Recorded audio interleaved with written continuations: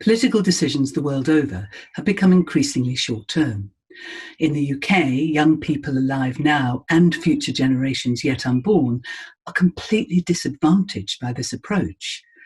As a generation, we know they're already poorer, with less job security, more precarious housing, and the opportunities for work post-COVID potentially even more difficult for those at the beginning of their careers.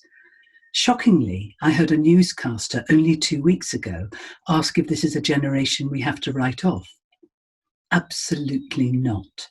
But if governments are going to look after the interests of future generations now and beyond, they urgently need to change the way they make policy and law.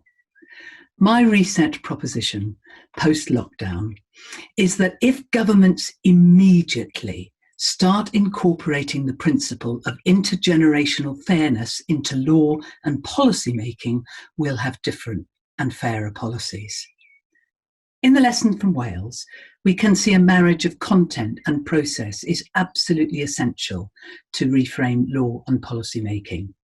The Wellbeing of Future Generations Act enables both the Sustainable Development Goals to be delivered, and is the first legislation in the world to do so, and the law also incorporates the processes by which that must be delivered, thinking long-term, preventatively, collaboratively, integrating the goals and involving those affected by the decisions in the making of them.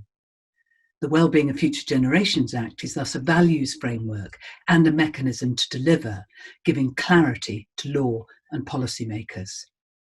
Perhaps now is the time for other countries to look at the lessons from Wales, to ensure that government and the people work together in the interests of current and future generations in harmony with nature.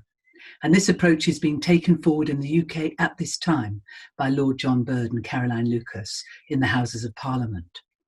Such an approach might achieve support in contested areas such as action on climate change, which after all is fundamental to all our futures.